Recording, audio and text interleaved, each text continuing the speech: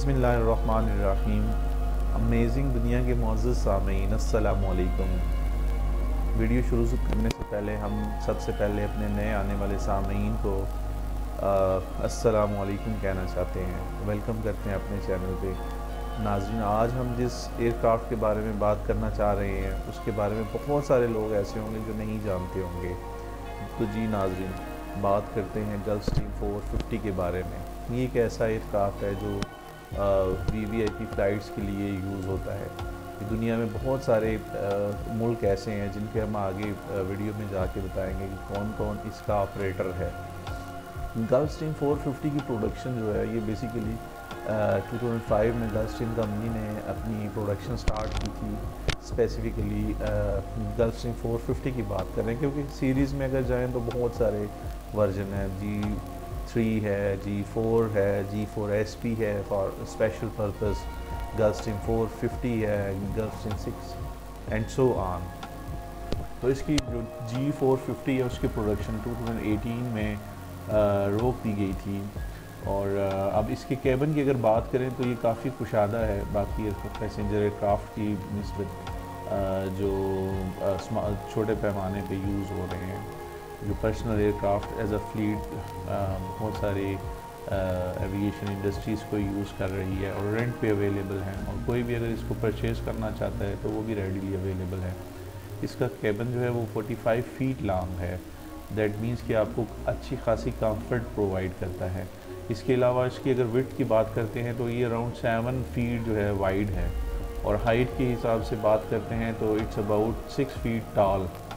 इसका जो वॉल्यूम है वो अराउंड 1525 क्यूबिक फीट है, और इसकी कैपेसिटी जो है वो 16 पैसेंजर तक है। लेकिन ये बना हुआ ऐसा है, डिज़ाइन ऐसा किया गया है, इसके अंदर क्रीडेंजाज और दीवान और जो सोफ़ाज़ हैं वो इंक्लूडिंग पायलट्स, ये अराउंड 19 पैसेंजर्स जो है वो लेके जा सकता है। इसके अंदर एक बैगेज कंपार्टमेंट है जो तकरीबन 24 बैग्स जो है वो उसके अंदर आ सकते हैं। और इसके अलावा इसकी अगर मैक्सिमम रेंज की बात करें तो ये माइल्स मैक्सिमम स्पीड जो होगी इसकी 548 माइल्स पर आवर होगी, और ये अराउंड जो है वो 4996 माइल्स तक जा सकता है। इसके बाद बात करते हैं इसके इंजन के बारे में। इसके गल्फस्ट्रीम 450 पे 2 इंजन लगे हुए हैं जो कि रोल्स रॉयस कंपनी ने बनाए हैं, और इसका नंबर है T6118C इंजन, और ये गल्फस्ट्रीम एरोस्पेस ने इसको मैन्युफैक्चर किया है। और इसकी जो क्रू कैपेसिटी है 2 पायलट्स हैं, और इसके अंदर जो है वो अकॉर्डिंग टू रिक्वायरमेंट्स इसके साथ फ़्लाइट इंजीनियर होते हैं और फ़्लाइट स्टीवर्ड होते हैं जो कि सर्विंग के लिए यूज़ हो रहे हैं। ये अपने वक्त का सबसे बेहतरीन सेलिंग बिज़नेस जेट है, और इसके अलावा ये है कि ये बहुत ज़्यादा रिलायबल है, और इसमें बहुत सारे पावरफुल ऑप्शंस हैं, और कंफर्ट रखी गई है पैसेंजर्स के लिए। ऑल वेदर एयरक्राफ्ट है, और इसमें ये है कि अगर आप फ़्लाइट में होते हैं तो इसमें सेटेलाइट कम्युनिकेशन सिस्टम जिसको सैटकॉम कहते हैं वो लगा हुआ है। उसके थ्रू आप अक्रॉस द वर्ल्ड किसी से भी बात कर सकते हैं। थ्रू सेटेलाइट आप कनेक्ट रहते हैं पूरी दुनिया के साथ, अपने घर वालों के साथ।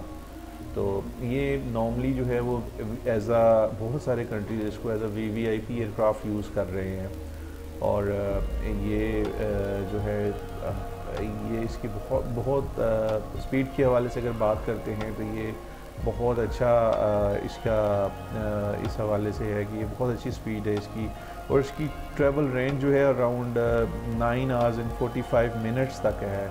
अगर फ्यूल कैपेसिटी की बात करते हैं तो इसकी फ्यूल कैपेसिटी जो है as it depends upon temperature also, तो ये 29,500 पाउंड इसमें फ्यूल आता है। इसी तरह इसके केबिन की अगर बात करें तो इसके केबिन एल्टीट्यूड जो है वो अराउंड 40,000 फीट है। इसके अलावा इसके अगर उसकी केबिन एल्टीट्यूड की बात करें तो वो 7500 फीट तक है। अब हम नाज़रीन बात करते हैं कॉकपिट के हवाले से। तो कॉकपिट में इसमें कॉकपिट के अंदर जो है वो क्रिस्टल टाइप जो है वो डिस्प्ले यूनिट्स लगी हुई हैं, जिसको DU1, DU2, DU3, DU4 कहते हैं। और इसके अलावा जो आपके पास है हेड ऑफ द डिस्प्ले के ऊपर लगा हुआ है रडार सिस्टम लगा हुआ है। अगर आपकी विजिबिलिटी का इशू है पायलट्स के लिए तो ये इन्हेंस्ड विजन देता है पायलट्स को। इसके अलावा फ़्लाइट मैनेजमेंट सिस्टम लगा हुआ है, जिसके थ्रू आप सारी डेटा कैलकुलेशन और फ़्लाइट के हवाले से बात करते हैं। इन इंजन की जितनी ईपर और TGT और ये सारी स्पेसिफिकेशंस हैं आपकी, वो इसके डिस्प्ले यूनिट के ऊपर कहीं भी आप सेट कर सकते हैं।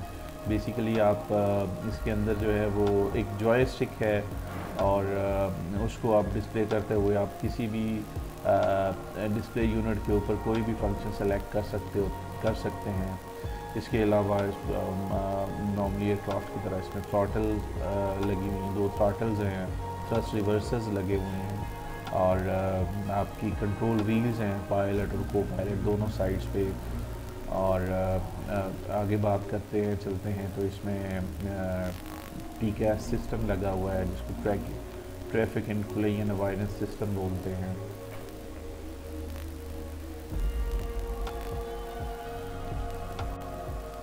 अब नाज़रीन बात करते हैं हम इसके इंटरटेनमेंट सिस्टम की।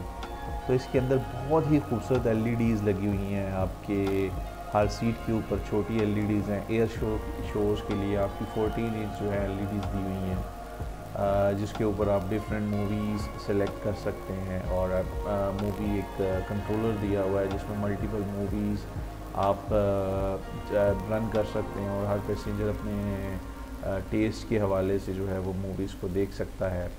आप फ़्लाइट एयर शो देख सकते हैं, जिसमें आप को पूरा मैप नज़र आ रहा होता है कि दुनिया के वर्ल्ड मैप के ऊपर आप इस वक्त किस लोकेशन पे हैं और कहाँ से गुज़र रहे हैं। और इसके अलावा ये है कि आप कैमरास को जो है वो ड्यूरिंग फ़्लाइट जो कि एक फ्रंट नोज़ के नीचे लगा हुआ उस कैमरा को सिलेक्ट कर सकते हैं और आप फ्रंट व्यू देख सकते हैं। इसके अलावा आपका हॉरिजॉन्टल स्टेबलाइज़र के ऊपर कैमरा लगा हुआ है, जिसके थ्रू आप जो है वो इंजन की और ऊपर वाली बॉडी जो है क्राफ्ट की देख सकते हैं। In case of any occurrence और इमरजेंसी आप उसको यूटिलाइज़ कर सकते हैं। इसी तरह आप अगर बात करें below side of the aircraft, तो निचली साइड पे भी एक कैमरा दिया हुआ है अराउंड ये टेल कंपार्टमेंट से थोड़ा आगे करके, तो जिसके थ्रू आप मेन व्हील्स को देख सकते हैं, उनकी पोजीशनिंग को, ओपन है, लॉक्ड है या नहीं, इस तरह की ये फ़ीचर्स हैं। इसके अलावा अगर हम सेफ्टी फ़ीचर्स की बात करते हैं तो ये इतना सिक्योर्ड एयरक्राफ्ट है कि अगर आप किसी जगह पे पार्क करते हैं इस एयरक्राफ्ट को and you put on the security system, आप सिक्योरिटी सिस्टम उसका ऑन कर देते हैं और जब आप वापस आते हैं तो आप ये देख सकते हैं, आपके पास ये डिस्प्ले पे आएगा अगर किसी ने किसी पैनल को हाथ लगाया है या किसी किस्म की उसने कोई मसला क्रिएट किया है तो आप उस पैनल को एक्सेस कर सकते हैं, आप सिक्योरिटी को इन्हेंस कर सकते हैं। इसके अलावा हम बात करते हैं टेल कंपार्टमेंट की। मैक्सिमम जो इसके कंपोनेंट्स हैं वो टेल कंपार्टमेंट के अंदर लगे हुए हैं, इंस्टॉल्ड हैं। लाइक हम बात करते हैं APAU की, ऑक्सिलरी पावर यूनिट की, इसको हम आगे चल के तफसील में बात करेंगे इस पर। तो इसके अलावा एयर कंडीशनिंग सिस्टम जो है आपका वहीं पे लगा हुआ है। इसके अलावा LRUs जो हैं, लाइन रिप्लेसमेंट यूनिट्स जो हैं एवियनिक्स की, वो सारी वहीं पे हाउस कर रही हैं। इसके अलावा रिट्रैक्टेबल आपकी लैडर है जो कि आप टेल कंपार्टमेंट को एक्सेस करने के लिए यूज़ करते हैं, वो आप यूज़ कर सकते हैं। और वो पोर्टेबल है, उसको उतार के आप इंजन को एक्सेस कर सकते हैं, उसके कवर्स रिमूव कर सकते हैं, विंड स्क्रीन के पीटोट कवर्स को रिमूव कर सकते हैं। और इसके अलावा आप विंड स्क्रीन को जैसे फ़्लाइट इंजीनियर वगैरह उसको इंस्पेक्ट करना हो तो आप वही लेटर जो है वो यूज़ की जा सकती है। गल्फस्ट्रीम 450 के अंदर जो है वो 2 लेबॉर्ट्रीज़ हैं, ऑफ फ्रंट लेबॉर्ट्री और ऑफ लेबॉर्ट्री, और इंटीरियर इसका बहुत ही खूबसूरत डिज़ाइन किया गया है। इसके अलावा इसके अंदर जो है खूबसूरत सी गैली है जिसके अंदर आप जो है वो कॉफ़ी मेकर लगा हुआ है आपका, और इसके अलावा आपकी कोल्ड ड्रिंक्स की सर्विंग्स, डिशेस एंड एवरीथिंग। एक छोटा सा जो है वो डस्टबिन है। इसके अलावा आपके पास जो है वो छोटी छोटी कैबिनेट्स है जिसके अंदर आप बहुत सारी चीज़ें रख सकते हैं। आप एक खूबसूरत से वुड का क्रेडेंजा है जिसके ऊपर आप चीज़ें डिस्प्ले कर सकते हैं। और बात करते हैं कि डिफरेंट जो 16 सीट्स थी उसमें से क्रू के लिए स्पेसिफाई की गई है, फ़्लाइट क्रू के लिए और आपके टेक्नीशियन के लिए भी अलग सीट जो है वो सीट्स हैं जिसको वो यूटिलाइज़ करते हैं ड्यूरिंग फ़्लाइट। ये अगर इसकी बात करें तो ये इसको ऑल वेदर एयरक्राफ्ट क्यों कहते हैं? क्योंकि ये किसी भी वेदर में फ्लाई कर सकता है, इसकी विजिबिलिटी का कोई इशू नहीं है क्योंकि EVS सिस्टम दिया हुआ है पायलट्स को हेड ऑफ डिस्प्ले के ऊपर। किसी वजह से भी फोगी वेदर की वजह से आपका विजिबिलिटी कम होती है तो वो EVS सिस्टम को यूटिलाइज़ करते हुए ईजीली जो है वो लैंड कर सकता है। इसी तरह अगर कैटिंग 3 रनवे फैसिलिटीज़ अवेलेबल हैं तो ये एयरक्राफ्ट जो है वो ऑटो लैंडिंग और टेक ऑफ ईज़िली कर सकता है। अगर इसकी सेफ्टी फीचर्स के हवाले से बात करें तो इसको किसी भी वजह से अगर कोई पायलट जो है या किसी की मैलाफाइड इंटेंशन हो कि इसको नोज़ डाउन करके कोलिजन की तरफ लेके जाया जाए तो इसमें स्टिक शेकर लगा हुआ है जो कि एक सर्टन एंगल के बाद जो एयरक्राफ्ट को नोज़ अप कर देगा और एयरक्राफ्ट जो है वो कोलूड होने से बच जाएगा। इसी तरह इसमें बहुत अच्छा TCAS सिस्टम लगा हुआ है जिसको traffic and collision avoidance system लगते हैं, जो कि आपको वार्निंग दे रहा होता है। रडार सिस्टम आपको बता रहा होता है कि आपके सामने कोई ट्रैफिक आ रही है, कोई एयरक्राफ्ट आ रहा है तो वो आपको देगा। एक्सिलरी पावर यूनिट जो है वो एक स्मॉल इंजन है जिसके थ्रू आप जितनी एवियानिक सिस्टम हैं उनको पावर दे सकते हैं। आप एयर कंडीशनिंग जो है वो ऑन कर सकते हैं, आप हीटर्स को ऑन कर सकते हैं, आपको एक्सटर्नल पावर की ज़रूरत नहीं होती। और उसी APU को ऑन करने के बाद आप पावर को यूटिलाइज़ करते हुए इंजन्स को जो है वो स्टार्ट कर सकते हैं और अकॉर्डिंगली आपको एक एसेंशियल पावर प्रोवाइड करता है। अब अगर केबन के कंफर्ट की बात करें तो इसका केबन बहुत ही ज़्यादा कंफर्टेबल है नाज़रीन। जैसे कि आप जानते हैं कि जिसका केबन एल्टीट्यूड जितना कम होगा उस एयरक्राफ्ट पे पैसेंजर्स जो फ्लाइट करते हैं उनका कंफर्ट लेवल इतना ही ज़्यादा अच्छा होगा। तो इसकी जो केबन एल्टीट्यूड है वो 7500 फीट है। मतलब इसका ये कि अगर इसका एयरक्राफ्ट का जो एल्टीट्यूड देखें तो वो अराउंड 41,000 फीट पे होगा तो मैक्सिमम केबन जो इसका क्लाइम करेगा वो 7500 फीट होगा। इसका मतलब ये है कि आपकी वो कंफर्ट जो 7500 फीट पे एक नॉर्मल बॉडी को रिक्वायर्ड होती है that is being maintain in that capsule. दुनिया में बहुत सारे कंट्रीज़ हैं जो इसको यूज़ कर रहे हैं, जिनमें बोट्सवाना एयरफोर्स जो है वो G4 एयरक्राफ्ट को ऑपरेट कर रही है। इसी तरह ब्रोनाई G4 को यूज़ कर रहा है। चिली के पास जो हैं वो एयरफोर्स के पास G4 SP फॉर जिसको स्पेशल पर्पस बोलते हैं वो यूज़ कर रहा है। और इसके अलावा 2G4 as a transport vehicle use कर रहे हैं। इसी तरह कोस्ट के पास एवरी कोस्ट के पास VIP ट्रांसपोर्ट के लिए यूज़ कर रहे हैं। इजिप्ट के पास जो है वो G4 है। इंडियन एयरफोर्स जो है वो यूज़ कर रही है। जॉर्डन जो है वो उसके पास 3G4 50 VIPs एयरक्राफ्ट हैं। Japan air self defence force जो है वो इसको यूज़ कर रही है। मलाइशिया के पास है, मैक्सिको 450 को यूज़ कर रहा है। इसी तरह नैदरलैंड्स यूज़ कर रहा है। सऊदी अरेबिया जो है वो उसके पास भी G4 G300 और G4 यूज़ कर रहे हैं। और उसके बाद अगर बात करें हम स्वीडन की तो स्वीडन एयरफोर्स जो है वो उनके पास 4 गल्फ स्ट्रीम 4 हैं और 2 मॉडिफाइड G4 जिसको SP स्पेशल पर्पस बोलते हैं वो यूज़ कर रहे हैं।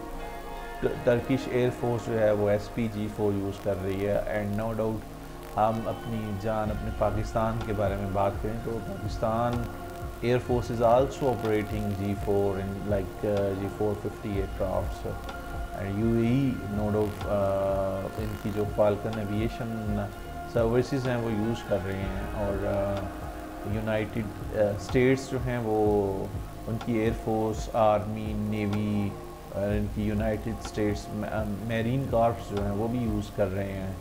इसी तरह इनकी कॉप्स जो हैं वो भी यूज़ कर रहे हैं। वेनेजुएला जो हैं वो भी यूज़ कर रहे हैं। अब नाज़रीन इसकी परफॉर्मेंस और थ्रस्ट हम बाकी चीज़ों के हवाले से बात करते हैं। इसकी थ्रस्ट जो है वो 13,850 पाउंड है।